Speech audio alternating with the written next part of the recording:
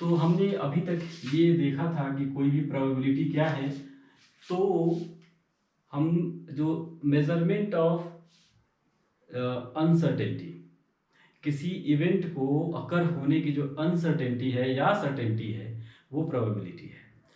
इसके अलावा हम लोगों ने कहा था कि एक सैंपल स्पेस होगा, तो जितने भी जो आउटकम होंगे किसी रैंडम एक्सपेरिमेंट के, तो मैक्सिमम जो आउटकम्स होंगे उनका जो सेट है वो सैंपल स्पेस है। उसके अलावा इसका सबसेट जो है वो कहलाएगा इवेंट। अब हम लोग, तो ये इसका सबसेट है। फॉर एग्जांपल अगर मैं इसको 1 2 3 4 5 6 कहूँ, तो और इसका 2 और 3 है, तो ये जो है इवेंट है इसका। उसके अलावा हमने ये भी देखा कि अगर इक्वली लाइकली अगर इवेंट है, तो जो प्रोबेबिलिटी होती है सभी एलिमेंट की वो सेम होती है। तो अगर मान लो इसका जो एस का आउटकम 1 2 3 4 5 6 है, तो अगर इक्वली लाइकली है तो 1 का जो आउटकम है वो 1/6 होगा। तो इस तरह से सबका सेम होगा क्योंकि वो इक्वली लाइकली इवेंट है। और साथ में हमने ये भी कहा था कि अगर प्रोबेबिलिटी मान लो इसके अंदर E is equal to E2 अगर मैं मानूं और कहूँ कि ये 2, इसकी प्रोबेबिलिटी बताओ, सैंपल स्पेसेस है, तो हम लोग कहेंगे कि P E2 is equal to N E2 divided by N S, total sample space. अब चूंकि E2 यहाँ पर 1 है तो यहाँ पर ये 1, और हमने ये 6 है तो 1/6। तो ये हमने देखा था। तो ऐसे ही हम लोग को जो प्रोबेबिलिटी जो हम लोग इस तरीके से जो हम लोग पढ़ रहे हैं, तो अगर हम लोग इसको एक्सियम्स में बांटें, 2-3 चीज़ें लिखें, तो हम लोग ये कह सकते हैं, 2-3 पॉइंट आउट हम लोग करने जा रहे हैं दरअसल। तो चलो मानते हैं कि जो सैंपल स्पेस है वो इस तरह का है, A1 A2 AN है, ये कोई सैंपल स्पेस है, इसके ये आउटकम है सारे के सारे। तो जो प्रोबेबिलिटी होगी, इन सभी की जो प्रोबेबिलिटी होगी वो हमेशा इस तरीके की होगी, AI, ये हमेशा 0 से 1 के बीच में होगी। ये हमने देखा था already, for all AI belongs to S। तो S में जितने AI हैं उनके वो जो तो जितने एलिमेंट हैं सबकी जो प्रोबेबिलिटी होगी वो 0 से लेके 1 के बीच में होगी।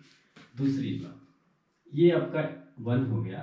दूसरा एक और हम लोग जो अभी तक हम जानते हैं कि अगर इन सबका अगर हम लोग ऐड कर दें, सबको अगर हम लोग ऐड कर दें, इसकी प्रोबेबिलिटी ऐड करें, A2 की ऐड करें और साथ साथ AN तक की अगर ऐड कर दें, तो उसको हम ऐसे लिख रहे हैं कि PA1 प्लस PA2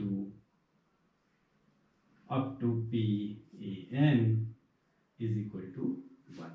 क्योंकि हम सारे एलिमेंट को लेकर के और सबकी प्रोबेबिलिटी अगर हम अलग अलग ऐड कर दें तो इसकी वैल्यू जो होगी वो 1 होगी। अब इसको अगर हम लोग चाहें तो ऐसे लिख सकते हैं, है ना, PAI I1 to N is equal to 1, ठीक है, where AI belongs to S। तो ये चीज हमने इसी को ऐसे लिखा है नोटेशन फॉर्म। थर्ड, अगर कोई इवेंट है, मान लो अगर इवेंट E है, और E ऑब्वियसली अगर कोई इवेंट है तो E जो होगा वो सबसेट होगा S का, जो बाय डेफिनेशन हम जानते हैं। तो अगर हम लोग मान लो E में जो एलिमेंट है अगर 1 to M तक है, फॉर एग्जांपल ऐसे मानते हैं हम लोग A1 A2 AM तक है, कोई भी रैंडम एलिमेंट है, जरूरी नहीं कि A1 कह रहा हूं तो A1 है, तो M लेस देन और इक्वल टू N अगर ऐसा है, तो जो प्रोबेबिलिटी ऑफ E जो होगी वो इस इंडिविजुअल इस सबकी प्रोबेबिलिटी के सम के बराबर होगा। तो ये भी हमको probability of A1 plus probability of A2 plus probability of AM, ये यहाँ तक की। तो इसको भी हम लोग ऐसे लिख सकते हैं PAI, AI belongs to E। तो हम लोग यानी कि जो E एलिमेंट है इसका अगर अलग अलग अलग हम प्रोबेबिलिटी निकाल के सम कर देंगे तो इस पूरे इवेंट की प्रोबेबिलिटी आ जाएगी। अगर यहाँ पर क्या था, ये दोनों एक ही बात है, लेकिन यहाँ सिर्फ इवेंट की बात हो रही है, यहाँ पूरा का पूरा सैंपल स्पेस की बात हो रही है। इसमें सारे आउटकम है, इसमें सारे आउटकम नहीं है। ठीक है, तो ये जो तीनों जो एक्सियम्स इनको कह रहे हैं हम लोग, अगर तीनों एक्सियम्स हैं, अगर जो आज की जो प्रोबेबिलिटी जिसकी हम बात कर रहे हैं, हम लोग बोलते हैं कि ये प्रोबेबिलिटी का एक्सियोमेटिक डेफिनेशन है। ठीक है, ये 3 एक्सियम्स हैं जिसको कि प्रोबेबिलिटी हमेशा फॉलो करेगी, और ये एक्सियोमेटिक डेफिनेशन है। तो ये बताना था। दूसरी बात, एक बात और है कि हम लोग ये हम पहले ही बोल चुके हैं कि प्रोबेबिलिटी का जो एस है एक सेट है, ई भी एक सेट है, उसका सबसेट है तो सेट ही है। तो क्योंकि ये सेट्स हैं, तो जो भी सेट थ्योरी का जितना भी आप कॉन्सेप्ट पढ़े हैं, जो सेट्स के जो प्रॉपर्टीज हैं, वो सारी की सारी प्रोबेबिलिटी में भी अप्लाई होती हैं। कैसे होती हैं वो आपको मैं बताता हूँ। जैसे तो प्रोबेबिलिटी का क्योंकि प्रोबेबिलिटी में आप जो सैंपल स्पेस देख रहे हैं ये भी एक सेट है और ई भी एक सेट है, तो इनके बीच में जो भी ऑपरेशंस होंगे वो सेट के जितने भी प्रॉपर्टीज हैं उनको फॉलो करेंगे। अब जैसे मान लो S इज इक्वल टू, आपने मान लिया, हम सिंपल एग्जांपल ले रहे हैं क्योंकि पहले आप समझेंगे और उसके बाद हम लोग कुछ अच्छे अच्छे क्वेश्चंस भी करेंगे। तो पहले बेसिक चीज़ें समझते हैं। और मान लीजिए E1 एक इवेंट है जो इससे लिया हुआ है 1, 2 एंड 3। E2 एक इवेंट है जो कि मान लो 1, 4, 6। ठीक है, तो अगर मैं कहूँ कि प्रोबेबिलिटी उसकी निकालो जो कि इस E1 और E2 दोनों में कॉमन हो। फॉर एग्जांपल प्रोबेबिलिटी मान लो, अब E1 और E2 में कॉमन क्या है, 1। ठीक है, तो E1 और E2 में अगर हम 1 तो अगर मान लो इसका मतलब क्या है कि E1 और E2 दोनों की जब बात कर रहे हैं मतलब इंटरसेक्शन की बात कर रहे हैं। यहाँ पर हो जाएगा 1 क्योंकि 1 कॉमन है इसमें। अब 1 चूंकि यहाँ कॉमन है, उसी तरीके से अगर मैं कहूँ कि E1 यूनियन E2, तो E1 यूनियन E2 अगर आपने देखा होगा जो फॉर्मूला है n E1 union E2 is equal to n E2 minus n E1 intersection E2। ये नॉर्मल सेट्स है, नॉर्मल सेट की प्रॉपर्टी है, ये हम लोग जानते हैं। ठीक है, अगर आप नहीं जानते हैं तो इसको समझना उतना मुश्किल नहीं है, बहुत आसान है। जैसे मान लो एक हम वेन डायग्राम बनाते हैं इसका,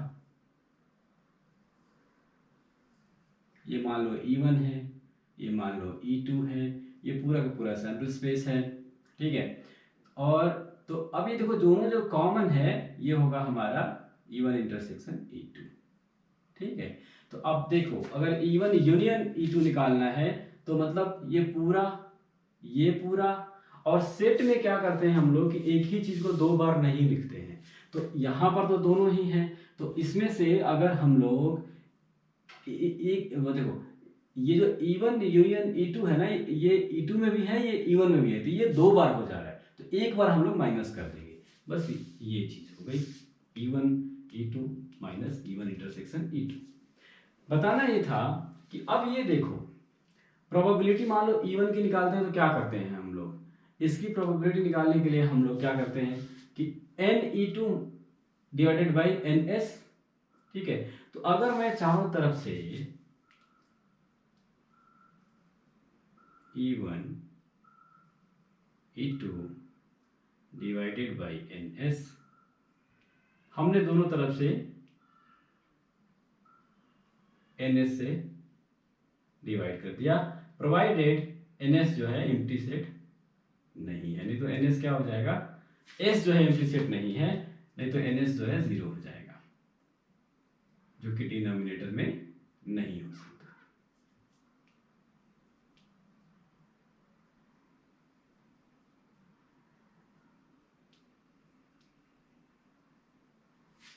ठीक है,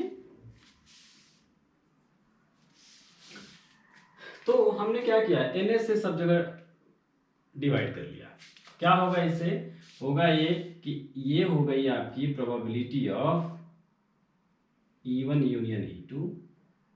यही तो होती है प्रोबेबिलिटी, जो भी हमारा इवेंट है, यहां पर इवेंट E1 यूनियन E2 है, और डिवाइडेड बाई जो टोटल नंबर ऑफ आउटकम है, तो total number of outcome NS है।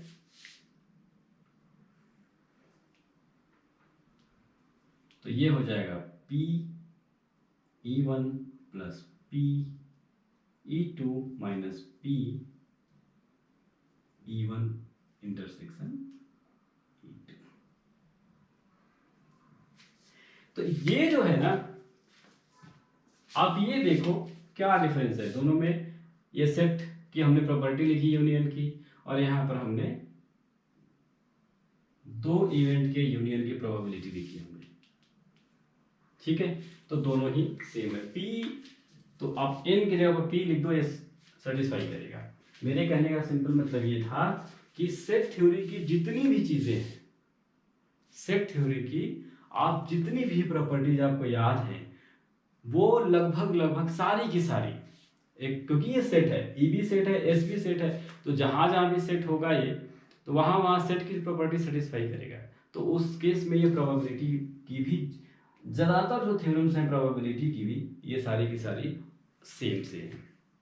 तो आपको ज़्यादा मेहनत नहीं करना, अगर आपने सेट पढ़ा है तो प्रोबेबिलिटी की ये जो एक्सियम्स हैं, जो थ्योरम्स हैं, ये थोड़ी आसान हो जाएंगी।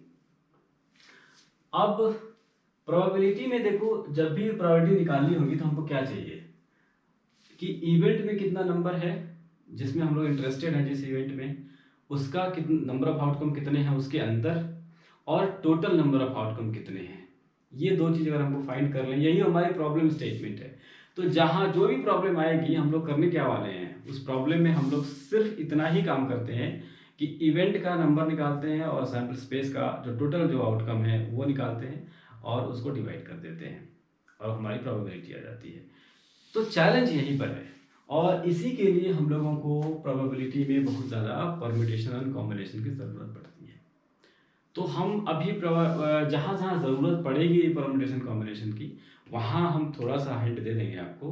बाकी हम परम्यूटेशन कॉम्बिनेशन के को अलग से लेसन्स जो है बनाएंगे। तो सिमिलरली एक और सी प्रोबेबिलिटी मुझे आपको बतानी है।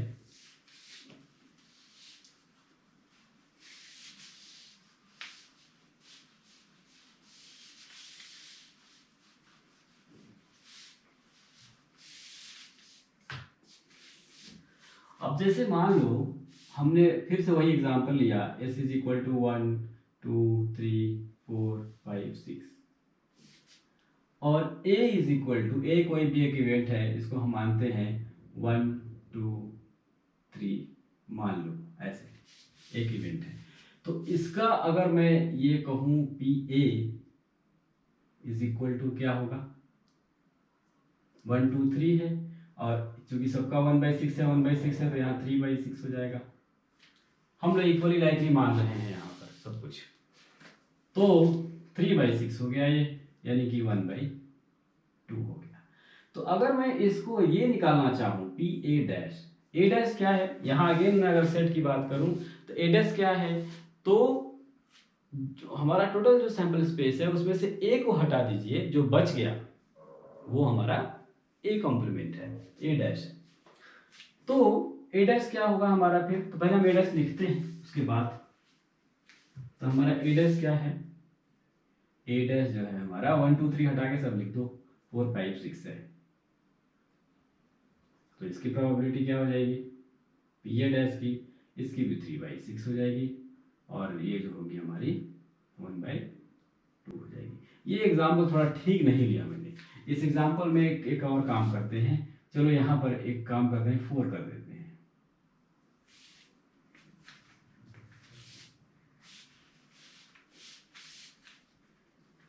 यहाँ पर हम इसको 4 कर देते हैं तो क्या होगा, PA is equal to 4/6, correct.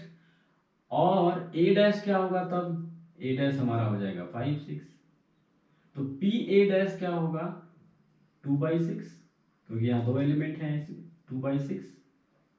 तो ये क्या हो रहा है, अब देखो इसमें 1 माइनस 4/6, यही तो होगा, 1 माइनस 4/6, यानी कि 1 माइनस PA, यही हो रहा है।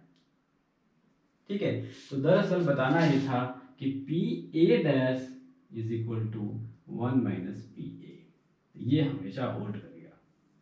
ठीक है, मतलब ये है कि अगर मैं कहूं कि ये इवेंट अकर होगा, उसकी प्रोबेबिलिटी अगर 1 है तो वो नहीं होगा, इसकी प्रोबेबिलिटी 1 माइनस जितना होगा वो। ठीक है,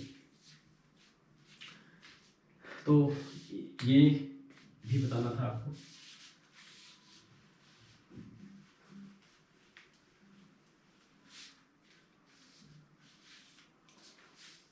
चलो एक छोटा सा एग्जांपल लेते हैं हम लोग।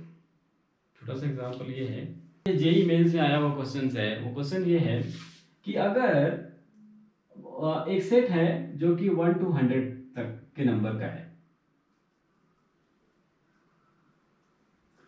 और इसमें से जो 3 नंबर्स हैं वो रैंडमली हम चूज कर रहे हैं, एक साथ चूज कर रहे हैं, 3 नंबर उठा लिया हमने। ठीक है, तो लिखते हैं इसको ऐसे, 3 नंबर्स चोजन रैंडमली। ठीक है, so find the probability such that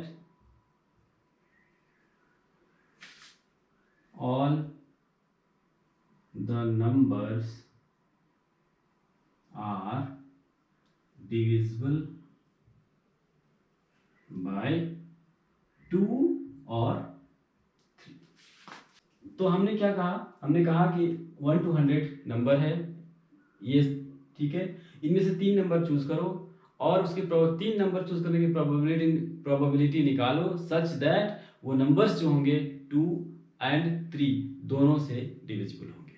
ठीक है, अब यहाँ पर अगर आप सैंपल स्पेस की बात करें तो NS जो होगा वो 100 हो गया, क्योंकि 100 में से निकाल रहे हैं हम लोग। ठीक है, तो अगर 100 में से 3 चूज कर रहे हैं हम लोग, तो यहाँ पर हम आपको बता दें कि यहाँ कॉम्बिनेशन का हम इस्तेमाल करेंगे। 100 में से 3 चूज करने का जो तरीका होता है वो होता है 100C3। तो जिनको नहीं पता होगा एक बार थोड़ा सा कॉम्बिनेशन आप देख लेना। तो 100C3, तो अगर हमारी प्रोबेबिलिटी दरअसल होगी क्या, तो जो डिनोमिनेटर है यानी कि टोटल कितना आएगा, तो टोटल हमको पता है कि 100 में से 3 चूज कर रहे हैं हम लोग, 100 में से 3 चूज कर रहे हैं हम लोग, तो 100 में से 3 चूज करेंगे तो हम लोग का 100C3। ठीक है, उसी तरीके से जितने नंबर्स डिविजिबल बाय 2 and 3 होंगे, ये एंड गलत कर दिया, जितने नंबर 2 and 3 से डिविजिबल होंगे वो हम नंबर निकाल लेंगे और फिर हम लोग उसका, मान लो अगर x आता है तो XC3, क्योंकि उसमें से हमको 3 चूज करने हैं। तो क्या करेंगे फिर, अब यहाँ पर हमको पता करना है कि 2 और 3 से दोनों से डिविजिबल क्या होगा। दूसरी बात, 2 and 3 से डिविजिबल का क्या मतलब होता है, यहाँ हमारी 4th क्लास की जो नॉलेज है वो काम आएगी कि हम लोग अगर इनका एलसीएम निकाल लें तो इसके जितने मल्टीपल होंगे वो सारे के सारे 2 और 3 दोनों से डिविजिबल होंगे। तो 2 और 3 चूंकि प्राइम नंबर है इसलिए ये हो गया, इसका एलसीएम हो गया 6। तो 6 के जितने मल्टीपल होंगे वो सारे के सारे जो होंगे वो 2 and 3 दोनों से डिविजिबल होंगे। तो 1 से 100 के बीच में 6 के कितने मल्टीपल होंगे, तो अगर आप देखिए तो 6, 12 ऐसे अगर आप देखते चलो, अल्टीमेटली 96 तक, है ना, 96 तक। तो कितने होंगे आप देखो, 16 मल्टीप्लाई बाई 6, 96। तो टोटल जो होंगे वो 16 ऐसे नंबर आएंगे जो कि 2 और 3 दोनों से डिविजिबल होंगे। तो यहाँ पर 16C3 ये इसका आंसर है। तो इसको आप सॉल्व कर लेना, ये आपका आंसर है। तो जो सवाल होते हैं वो सवाल आपको, अब यहीं पर हम बराबर बार बार एक ही बात हम दोहराते रहते हैं ऑल द टाइम। वो ये दोहराते हैं कि प्रोबेबिलिटी में जो सबसे बड़ी प्रॉब्लम है वो ये है कि आपको सोचना ज़्यादा है। तो यहाँ पर ये फाइंड करना कि हमारा जो ये टोटल नंबर जो होगा ये कितना होगा और हमारे इवेंट में जो नंबर आ रहा है वो कितना होगा, ये दोनों ही हमको फाइंड करना, यही हमारा प्रॉब्लम स्टेटमेंट होता है। तो यहाँ पर ये इतना मुश्किल नहीं है क्योंकि 1 to 100 है, 100 में से हमको चूज करना है 100C3, ठीक है। अब 1 to 100 में 2 और 3 से दोनों से डिविजिबल नंबर जो होगा वो 6 का मल्टीपल होगा, ये बेसिक सी मैथमेटिक्स है। तो वैसे 16 आ गए और 16C3 और ये आपका आंसर हो गया, ठीक है। इसको आप सॉल्व कर लेना, ठीक है, आपके लिए टास्क रहा। तो हम लोग ऐसे ही जो है करते हैं। तो चलिए आज के लिए इतना ही, और अगले में हम लोग क्या करने वाले हैं कि कंडीशनल प्रोबेबिलिटी हम लोग थोड़ी देखेंगे और कुछ क्वेश्चंस भी उठा करेंगे, क्योंकि अगर क्वेश्चन नहीं करेंगे उससे थ्योरेटिकल करने से होगा क्या कि आपको लगेगा कि इससे प्रॉब्लम सॉल्व नहीं हो रहा है। तो हम कुछ क्वेश्चंस भी करेंगे और कंडीशनल प्रोबेबिलिटी भी देखेंगे। चलिए आज के लिए इतना ही।